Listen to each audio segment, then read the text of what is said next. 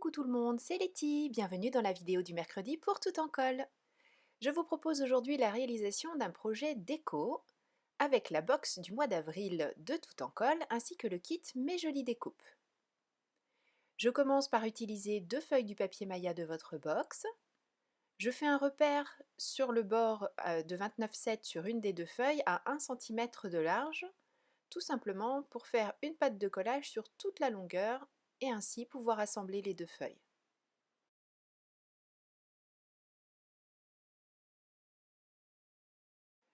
Je trace maintenant toute une série de repères.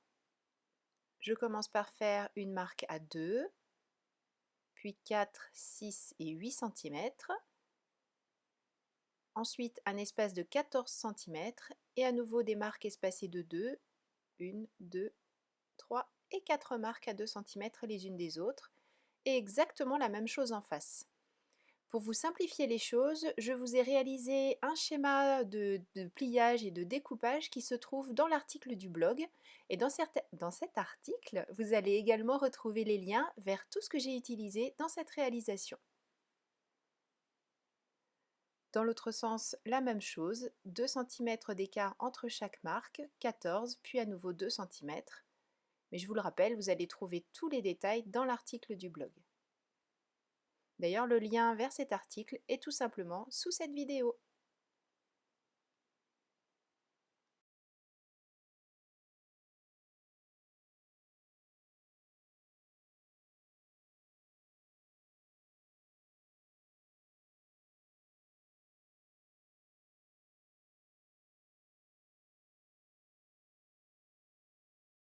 Pour que vous commenciez à y voir un petit peu plus clair, je vais tracer le cadre intérieur. C'est un carré qui fait 14 par 14.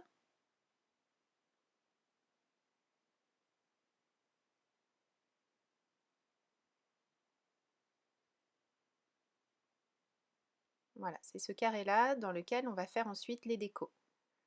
Et puis maintenant, on va tracer des traits qui vont relier tous nos petits repères à 2 cm pour pouvoir ensuite découper et plier de manière à réaliser un joli cadre.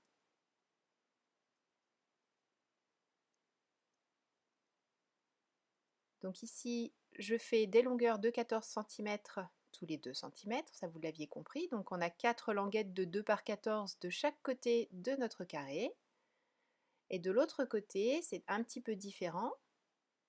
Là, je vais tracer les traits de bout en bout sur toute la longueur. Alors ne vous inquiétez pas, forcément en utilisant les feuilles comme ceci, comme elles font 29,7, le côté où j'ai laissé les 29,7, forcément on a une petite languette qui ne fait pas tout à fait 2 cm puisqu'il nous en manque un peu, mais comme ce sont des pattes de collage, c'est pas très grave, au final ça ne gêne en rien la réalisation du projet. Voilà, on a notre cadre intérieur et tous nos petits repères. Maintenant je vais faire des petites marques rouges pour vous montrer où on coupe. De la même manière, sur le schéma qui est dans l'article du blog, vous allez retrouver tous ces petits repères, donc ne vous inquiétez pas si ici vous ne trouvez pas ça suffisamment clair. En consultant l'article, ça va être beaucoup plus simple. L'espèce de petite montagne là que j'ai faite à gauche, c'est pour faire une languette de collage. Donc là, je vous montre que je me suis trompée. Donc la languette, elle reste, elle est bien positionnée, mais par contre, le dessin, voilà, c'est comme ça que ça se passe. Et tout ce qui est à l'extérieur de la ligne, là, on va le supprimer. Et je fais exactement le même dessin sur les 4 côtés.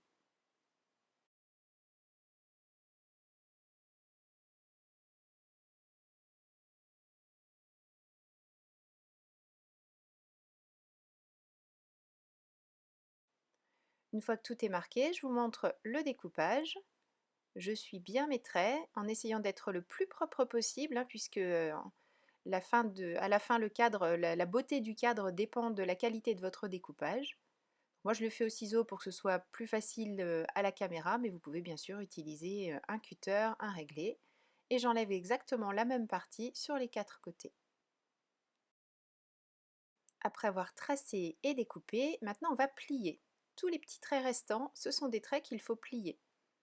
Pour que ce soit plus simple, rapide et bien réalisé, j'utilise le massicot. et je marque absolument tous les traits.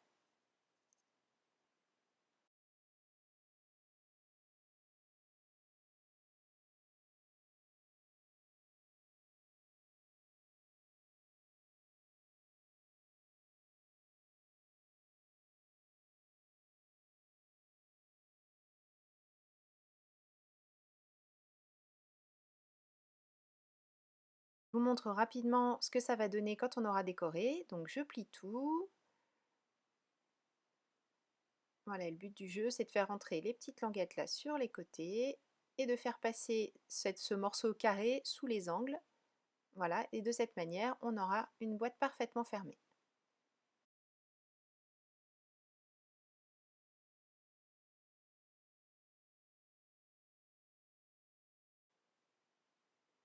Alors bien sûr, nous, comme on utilise deux feuilles A4, il y a une sorte de petit raccord, mais ça ne nous pose aucun problème parce qu'on est très inventive et qu'on va de toute façon cacher ce petit raccord avec de jolies décorations pour réaliser notre projet un petit peu home déco. Vous voulez quoi que ce soit de fermer cette boîte, on va l'habiller un petit peu.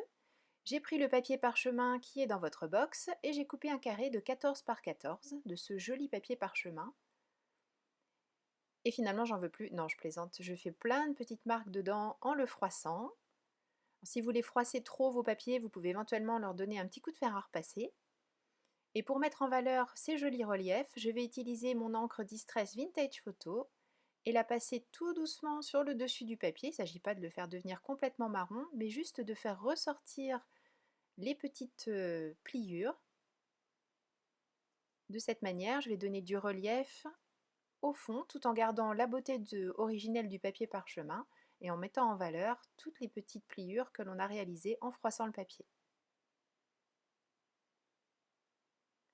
Un petit peu de colle, mais vraiment partout, et je colle sur le fond de ma boîte. J'étale avec mon plioir pour être sûr qu'il y a de la colle vraiment partout et que le fond va bien tenir en place. Et ensuite, je peux refermer la boîte comme je l'ai fait tout à l'heure en mettant de la colle sur tout ce qui est petites languettes de collage. Ah oui, avant, j'ai mis de l'encre vintage photo également sur tout mon cadre. Là aussi, pour faire ressortir les arêtes, faire en sorte que le projet soit beau, quel que soit le sens dans lequel on le regarde, et obtenir de jolies finitions. C'est plus facile de le faire maintenant avant de coller, même si il est toujours possible de rajouter par-ci par-là un petit peu d'encre une fois qu'on a terminé, histoire de dire que tout est vraiment beau et qu'on aura plaisir à montrer son projet ou à le regarder soi-même. Je passe maintenant à la phase collage. Je commence par les deux côtés opposés, ces deux côtés qui n'ont pas les petites pattes de collage et qui n'ont pas les angles. Je les pose à plat à l'intérieur de mon carré de 14 par 14. Je fais entrer les petites languettes.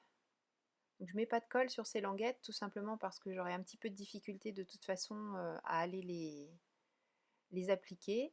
Et puis finalement, je vais enlever les petits angles. D'abord, je les ai beaucoup abîmés en faisant des faisans pour vous montrer. Et puis je me dis qu'il n'y en a pas vraiment besoin et que ce sera plus compliqué qu'autre chose. Bon, après, à vous de voir, hein, si vous êtes plus patiente que moi, j'étais pas très patiente visiblement ce jour-là. Vous pouvez les garder. C'est vrai que le fait que ce soit inséré en dessous, c'est une manière supplémentaire de faire en sorte que tout tienne bien. Je vais mettre un petit peu de colle par contre sous mes petits biseaux pour que mon cadre soit vraiment bien à plat. Bon, même si après je vais mettre des décos un peu partout, donc c'était pas très grave le fait que ça se soulève puisque ça va être caché. Mais si toutefois vous vouliez utiliser ce cadre sans mettre de décoration dessus, sachez, voilà, c'est comme ça qu'on fait de manière à avoir quelque chose de bien fini.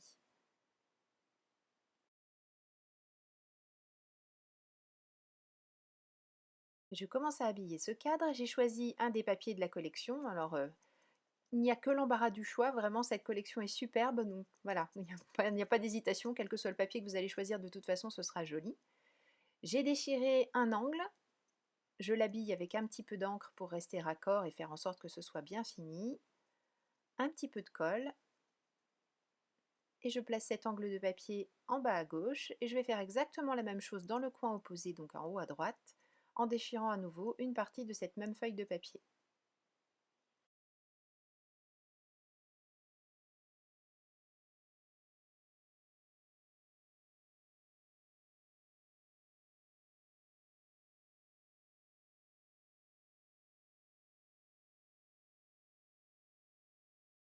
L'élément que je souhaite utiliser maintenant, c'est la petite barrière. Pour qu'elle se fonde vraiment dans mon décor et qu'elle entre parfaitement dans ma boîte, j'enlève juste les petits bouts qui sont sur les côtés. Et je ne lui fais absolument rien parce que j'adore le côté un petit peu brûlé par le laser.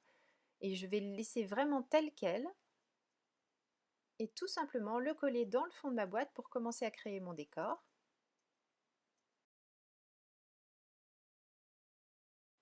J'utilise maintenant le papillon qui est dans votre box. Et je vais lui mettre un petit peu de couleur en utilisant deux Distress Oxide, le coloris Hickory Smoke et le coloris Tattered Rose. Je passe le papillon directement sur le pad d'encre. J'utilise les vertus oxydantes en vaporisant un petit peu d'eau, je laisse agir quelques secondes et je sèche avec mon chiffon puis avec mon sèche-cheveux. Et ensuite j'ajoute un petit peu de la Distress Oxide Tattered Rose, donc juste pour salir entre guillemets un petit peu les extérieurs des ailes, rajouter un peu de rose puisque ce sont deux couleurs qui vont très bien avec la collection de papier et avec tous les éléments qui sont prévus dans votre box, et notamment les deux petites fleurs que j'utilise, enfin deux des petites fleurs que j'utiliserai après. Je rajoute un peu de brillance avec ce spray Lindy's, et pendant que le papillon finit de sécher, je colle quelques éléments en bois. Là aussi je les laisse tels quels. Je colle le petit arrosoir sur le fond. Par contre, pour les bottes, je mets de la colle entre guillemets assez généreusement pour qu'elles tiennent debout sur le bord du cadre. Et enfin, je colle un petit pot, comme l'arrosoir, collé sur le fond, sur la barrière. Pour habiller en bas à droite, j'utilise un des rondins autocollants qui sont dans votre box. Donc là, rien de plus simple, je le décolle de son support et je le mets sur la créa. Toujours dans cette idée de volume, je vais coller le papillon. Je ne mets de la colle que sur les ailes sur le côté gauche, puisque je vais le laisser largement dépasser sur le devant du cadre. Je mets un titre à ma boîte, un petit peu comme on le ferait pour une page de scrap ou pour un album, et j'ai choisi les mots art de vivre. Donc pour l'instant je le laisse brut, mais vous verrez après que je vais lui donner un petit peu de brillance. J'ajoute deux des petites fleurs qui sont contenues dans votre box et j'ai choisi vraiment volontairement, puisque c'est pour ça que j'ai choisi ces deux couleurs de Distress Oxide, la petite fleur rose et la petite fleur grise. Alors après, à voir en fonction de ce qui aura été mis dans votre box. Et je laisse sécher tranquillement les bottes. J'enlève un petit peu le surplus maintenant que la colle a commencé à prendre, de manière à ne pas avoir un gros ourlet, même si ça devient transparent, j'avais pas envie qu'on voit trop à la base des bottes cet ourlet de colle. Donc j'ai juste laissé prendre sous la semelle. Et je me dis qu'il manque quelque chose, donc je vais ajouter ce tout petit papillon. Je vais lui donner les mêmes couleurs à son grand frère. Donc je le frotte sur mon pad d'encre rose, puis sur mon pad d'encre gris. Bien sûr juste à certains endroits, puisque l'idée ça n'est pas de recouvrir le rose, mais de le compléter. Lui aussi il a droit à son petit spray Lindy's. Et je vais le coller pardon, en ne mettant, il était là le nœud, de la colle que sous son corps. En fait, je vais laisser les ailes libres pour leur donner un maximum de volume sur le fond de la boîte. Et ça vient bien compléter ce petit endroit qui était resté un petit peu désert sur le fond de ma boîte. J'aurais pu aussi découper une des étiquettes de la collection de papier, d'ailleurs c'est une autre idée, faire une sorte de faux cadre à l'intérieur du cadre, ça aurait pu être sympa aussi. Et je me dis que là il manque encore quelque chose. Alors je vais ajouter un petit peu de doré. Et ce doré, je vais l'amener en utilisant cette pâte Stamperia qui s'appelle la craquelée paste, c'est le coloris gold. Donc comme son nom l'indique, c'est une pâte à craqueler. Une pâte relief que je vais appliquer avec mon couteau de peintre. Bien sûr, je récupère tout ce qui est dans le couvercle. Et je vais l'étaler en couches assez fines, hein, puisque ma réalisation est quand même toute petite. Et pour information, plus vous mettrez la pâte en couche épaisse, plus vos craquelures seront grosses. Et plus la couche sera fine, plus les craquelures seront toutes petites. Donc moi c'est le cas ici. Ça va faire des toutes petites craquelures, un peu comme les détails d'une aile de libellule. Et en plus, l'avantage d'en mettre très fin, d'abord là, comme je vous le disais, la réalisation étant petite, je ne peux pas me permettre non plus de mettre des couches trop épaisses, ce ne serait pas joli. Et donc comme c'est fin, ça va sécher vite. Ici, ça va sécher d'autant plus vite que je vais accélérer le processus en utilisant mon sèche-cheveux, puisque je veux vous montrer le résultat dans cette vidéo. Alors ça n'abîme pas du tout la pâte de la faire sécher, mais elle sait très bien sécher toute seule à l'air libre, elle n'a pas besoin de nous. Mais bon, là, pour les besoins de la vidéo, je voulais vraiment que vous voyiez le résultat en direct. Enfin, en direct, ou presque.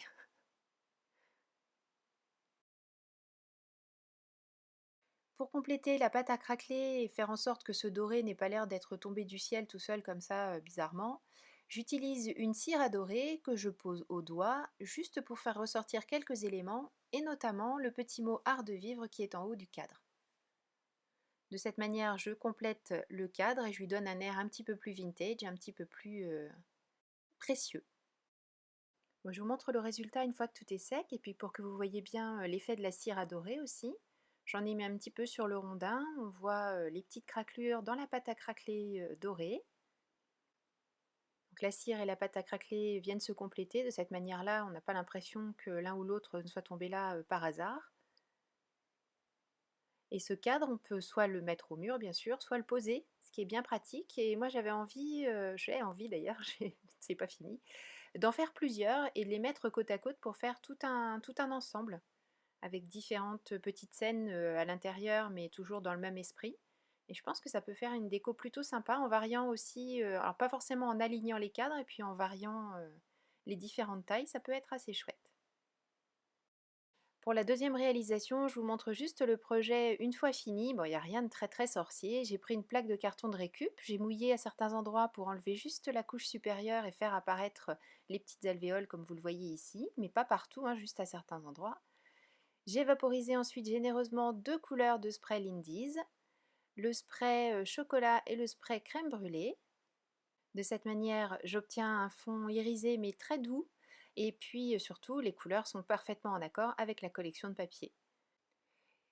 J'ai utilisé les deux papillons en carton bois, le plein et le ajouré, et je les ai travaillés avec le deux mêmes Distress Oxide que dans le premier projet, à savoir la Tattered Rose et la Hickory Smoke. Vous voyez, j'ai habillé les papillons jusque sur les tranches. Je les ai ensuite collés sur ma plaque. Alors j'ai pas hésité à couper celui de gauche qui dépassait, tout simplement parce que le mien avait déjà un petit défaut de fabrication entre guillemets, puisqu'il me manquait un petit bout d'aile, donc j'ai profité de cette petite avarie pour en faire un atout finalement. À nouveau, la pâte à craqueler dorée de chez Stamperia, en couche très fine comme tout à l'heure, juste des petites touches par-ci par-là pour faire un rappel et faire en sorte que ça aille avec le petit cadre. Le tampon de la box sur du papier de la collection de la box également. Des découpes réalisées dans le papier de la collection avec des die feuillages. Ici, j'ai déchiré les morceaux de papier vinyle pailleté qui sont fournis dans votre box pour en faire des petits rappels, enfin des petits atouts brillants sur la réalisation. Ça, ce sont deux étiquettes, toujours du papier de la collection, que j'ai découpées volontairement déchirées et ancrées avec la Distress Vintage Photo. De toute façon, j'ai utilisé exactement les mêmes couleurs et les mêmes éléments que tout à l'heure. Et une fois que tout ça a été mis en place, j'ai rajouté des petites gouttes avec de l'encre de Chine noire et puis également des gouttes blanches avec le rechargeur d'encre Yeti de chez Lawnfawn. Et on obtient une composition comme celle-ci, quelque chose de très facile à réaliser, qui peut faire un joli cadeau et qui est surtout un joli complément, je trouve, à la première réalisation de cette vidéo. Je vous rappelle que dans l'article du blog, vous allez avoir tous les détails de réalisation du premier projet, le détail de tous les produits utilisés ainsi que le lien vers la boutique. Et bien sûr, vous allez retrouver les réalisations de toute l'équipe de Tout en Colle. Merci beaucoup d'avoir suivi cette vidéo. Je vous donne rendez-vous dès la semaine prochaine pour une nouvelle création. D'ici là, prenez bien soin de vous et bien sûr, créez et partagez. Gros bisous, bye bye.